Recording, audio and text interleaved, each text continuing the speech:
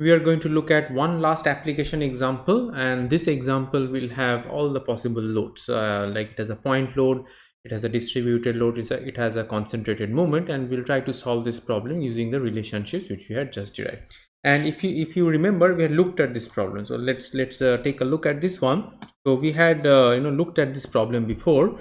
We had a beam AB, some uniformly distributed load.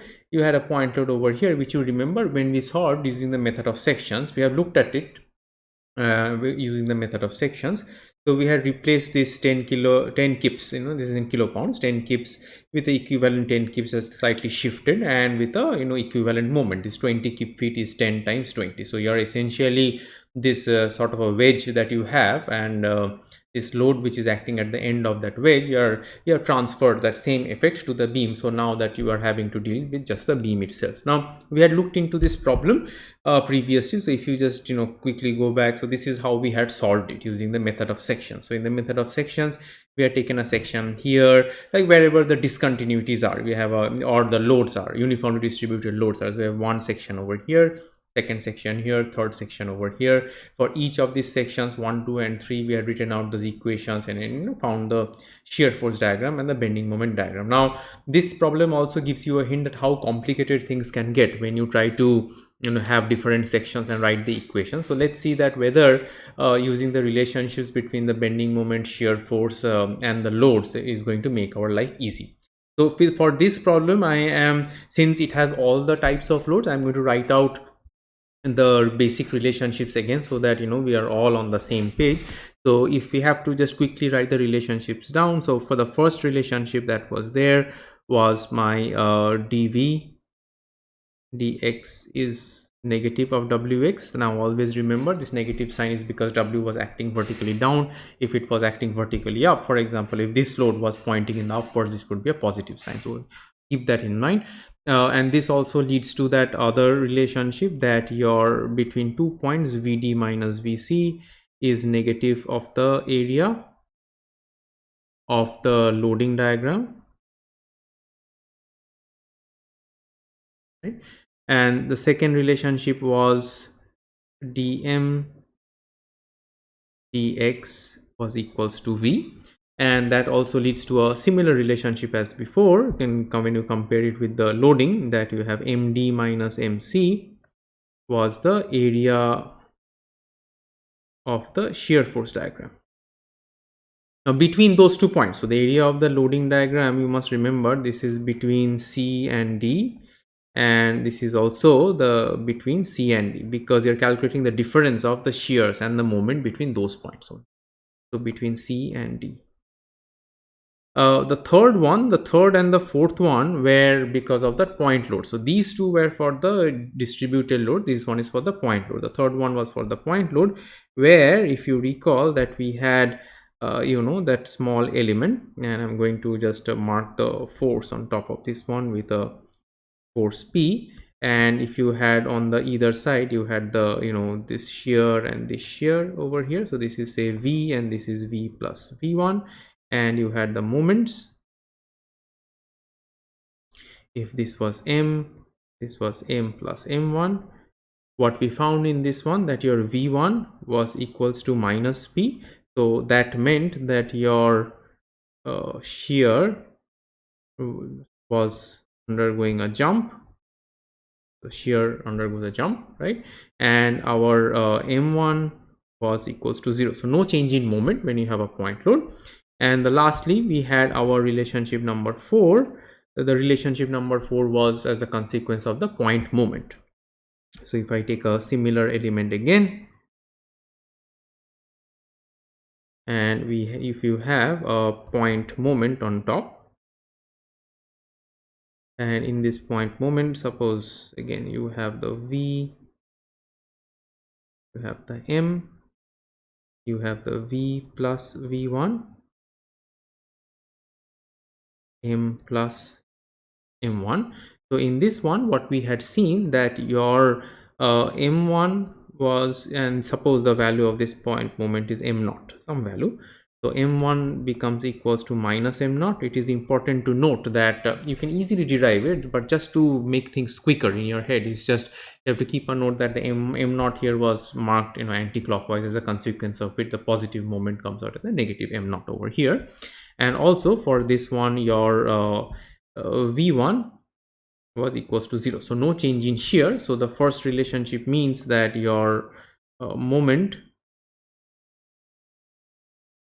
jumps. Now this is important it was important to write all of these, because the loading that you have over here, it sort of has all these types of loads. So here I have, as I said, I have done the equivalent of equivalent beam in with the equivalent loads. Now I'm going to draw the shear force diagram for this one and the bending moment diagram here. So let's go ahead and draw the shear force diagram first, and you will see how easy it becomes to draw using these relationships compared to the method of sections that we had looked at. Okay, so let's draw the shear force diagram. So let me put a divider line over here. Okay, so for the shear force diagram, so you see we have the distributed load here, we have a point load over here, and the distributed load magnitude over here is 3 per feet. I'm not marking the distance to make the figure messy. You have the distances over here. Okay, so when we are dealing with the shear force, essentially we have one relationship here. This is relationship 1, relationship 3. So let's see which one to make use of. So first you have this uniformly distributed load which is acting at this particular point. So from A to C, so let me go ahead and maybe draw my guidelines as well to help me draw neat shear force diagrams and bending moment diagrams. So one guideline at A. So wherever again you are having the discontinuities, or the load ends or the load begins, and around those points. So I have these A, B, C and D.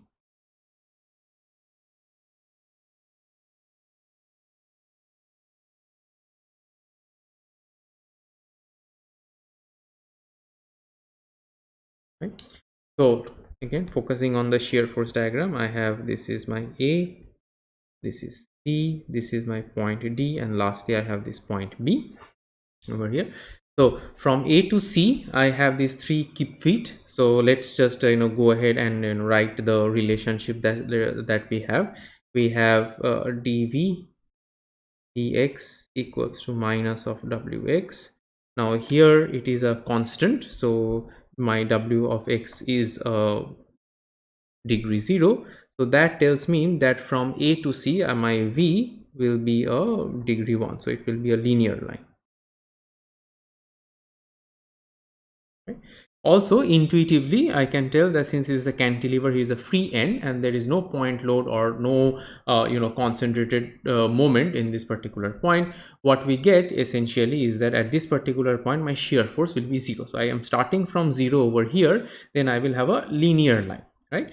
Now also another thing to note, that whether it will be on the upside over here or the downside over here, so that will be dictated by the slope. And if you remember, so dv dx equals to the negative of this one over here of the load at that particular point where you are computing the slope. So at here you see it is going to be dv dx will be minus 3, because the loading is minus 3. This is the loading minus 3, so it is going to be a downward trend, a downward linear line. So let's just go ahead and mark that one. So what we have is maybe from here to here, right, something like this, A to C, because I'm only drawing up to C because my uniformly distributed load is only up to C. And what is going to be the value of C that I can find from this relationship over here? So let me go ahead and just write that. So we have your let me just write it here.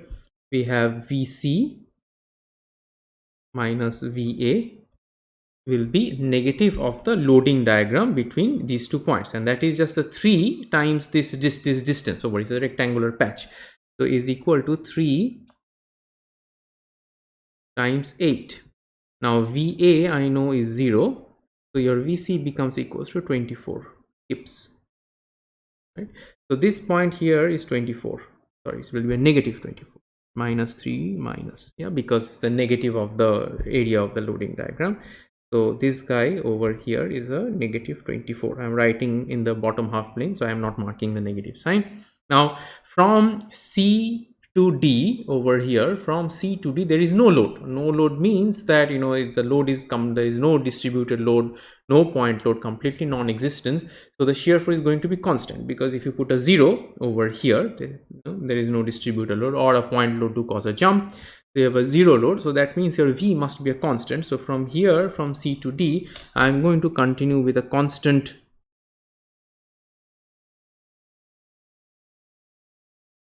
value of -24, right? Okay, now comes an interesting juncture over here, that at this particular point, at D over here, I have a point load, right? So the point load, what will the point load do? It will cause a jump. See over here, the point load, when it is vertically down, you have a, you know, negative increase. So you have a, you know, minus P, extra minus P. So this was V just to the left, and just to the right it becomes V plus V1, where V1, if the load is down, it is minus P. So it is going to be 24 minus, so it will be minus 24 minus of this 10 kips which is acting over here. So that will take me to a jump, so that will go further down over here, so that will go to maybe this particular point, so that will be minus 34. Very interesting, right? Now, as you can see here, in addition to the point load, I have a point moment, but I know that when I have a point moment, any point moment over here, there is no change in shear. So the only jump here is going to be caused by this point load, right? Now again, coming to the last part, from D to B, I do not have any load, no concentrated load, no distributed load. The shear force is going to remain a constant. Here I have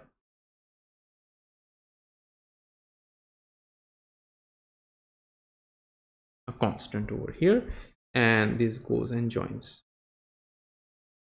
right? So my whole shear force diagram is a negative shear force. I hope this was clear. So you see how easily we derive the shear force diagram, and if you just compare it with what we got over here, it's the exact same thing. But here to derive this, I had to write the equations for the different points, and the problem gets more complicated if you have more number of sections that you have to draw, if you have more number of loading. So now that our shear force diagram is done, let's go ahead and, you know, do the bending moment diagram. So let me put a divider line here. So next I'm going to go and derive the bending moment diagram. So this is my diagram for the BMD, right?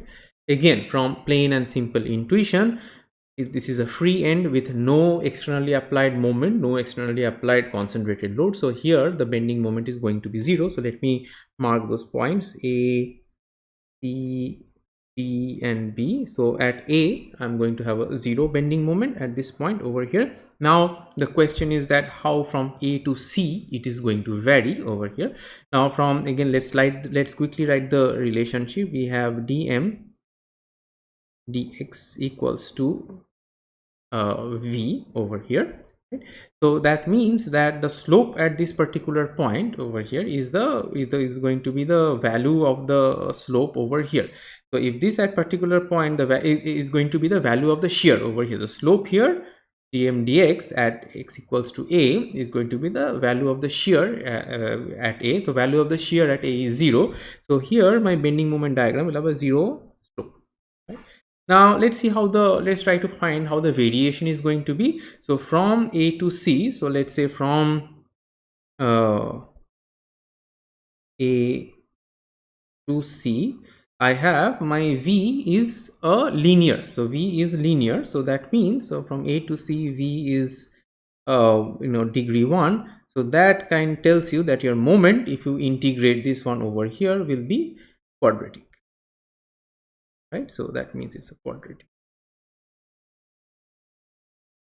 If this is quadratic and I have a 0 slope over here, and what is going to be the slope at C? So that from A to C the variation is quadratic, with the starting point at A the slope as 0, and at C the slope is going to be a negative 24. So it is going to be a what kind of a curve? Concave up or concave down? It's going to be a concave up curve.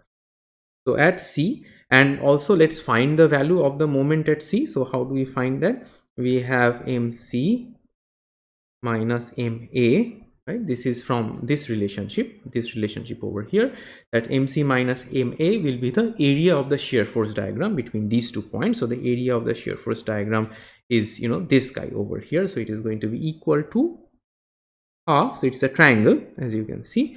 So half times this distance 8 times the value of the shear force, that is minus 24. So that gives you minus 96 feet, right? So it is going to be at C, I am going to have a minus 96 over here. So let me maybe this particular point. So from here to here, I will have a quadratic variation. So let's just go ahead and draw that. And at this point, as we investigated that this slope, so let's just write the slope here. So here slope equals to 0, and this slope is minus 24. So we have reached the point C. Next we have to go from C to D. So if we have to go a bit further, so from C to D over here, you see the shear force is a constant line. So your V is 0, so that means your m must be the integral of that one must be a degree 1, so it will be a linear variation. And what is, so from C to D I will have a linear variation with the starting slope is the same, because this point there is nothing else, because the slope has to be this value of the shear force. Our starting slope is the same. So let's find the value of the moment at D. So how do I find that?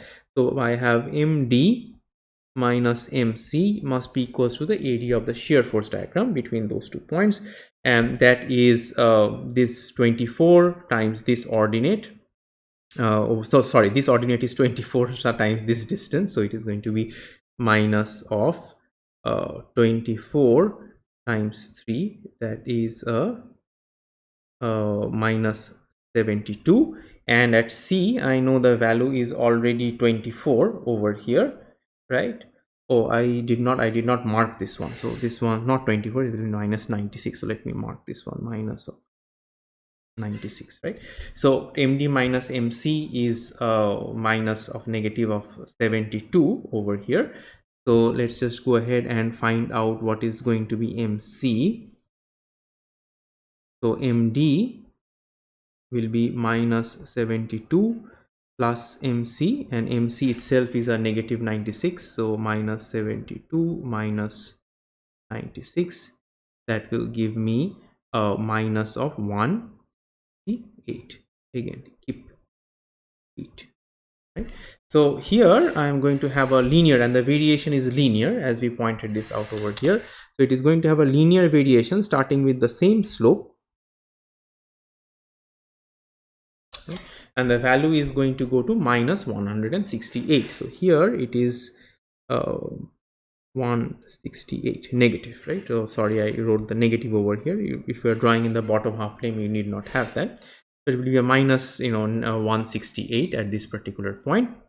Now this one I have over here, and then so at this point D that you see over here, the issue is that D I have a concentrated moment, right, of this 20 kip feet that you see over here. So now the question is that how this moment is going to change. So for that you need to refer to this relationship 4. As you see here, when I had this kind of a moment, so the bending moment on the right hand side was reducing further by a minus m naught, right? But here the applied moment over here is clockwise, here it was anti-clockwise. So here I am going to have at this point D over here just to the right. So maybe probably it's a better idea to write MD as maybe MD minus. Why? Because this is just to the left of D, right? So let's just mark it just when you have not made that concentrated moment, just to left of D, and right just to the right of D, that is after you have made this concentrated moment. How does that change? So MD plus will be what was just to the left. Remember, this is going to be M, this is M plus F1, so this one was just to the left of that one, so which is 168.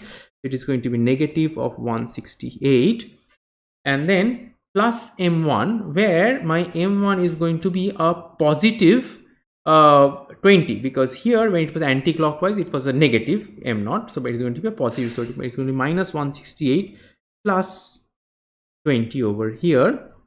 So that is minus 148. So here you are going to have a jump, right, in the upward direction. So it is a 148, a negative 148 over here. Again, I'm drawing in the bottom half plane. I am not marking the negative sign. If you want, if you are comfortable with it, and if you want to do it, you can mark the negative sign. You know, it's one and the same. What I try to do after I finish my diagram, I put a negative sign or a positive sign, and that takes care of, you know, what is positive and negative. So okay, anyway, so we have a, you know, at this particular point, just to the right of that, I have found a negative 148. Now the last bit what is remaining is from D to B over here. So let's just go ahead and, you know, write that as well, that from D to B at this particular region, my shear is a degree 0, because it's a constant line. So V is, you know, degree 0, so M must be a linear, right? So you will have a linear variation. What is going to be the value? Let's try to find that out. So we have MB minus MD. So since I am going from here to here, the last encountered moment is that MD plus, which is just to the right of this section. So this is 148, right? So let me just go ahead and mark that MD plus. We write that a bit more clearly, right, is equal to the area of the shear force diagram between these points. So that is, you know, 34 times 34 times this distance, which is 3 plus 2, 5, going to be minus of 34 times 5, and if you compute that, you will get MB is minus 34 times 5 plus of MD plus, so plus minus 148. Now if you compute that, now let's do the quick calculation. 34 times 5, you get a negative of 318. You get minus 318 hip feet. So from D to B, you have a linear variation, and the value at B is negative 318. So let's just, you know, mark that one, or maybe let's just draw the line, because it's a linear variation over here. And what will be the slope over here? The slope over here is going to be this one, 34.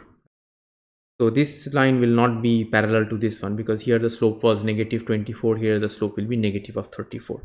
So at this point you have a minus 318. And as is customary, we go ahead and draw this line. So you see it's actually quite pleasing to solve problems using the relationship. You get a very clear idea, a very nice transition, how it varies from one region to another. So my whole bending moment diagram is also a negative diagram. Now as I said, you can mark the negatives or you can leave it, that's fine, as long as you're writing it's negative. If you write the negative here, I know that you mean that all the values below that horizontal line of the beam is a negative value over here. So and let's compare of what we got. So let's just maybe write these ones. So this is quadratic, this is linear, this is also linear, and this is the place where you had the jump.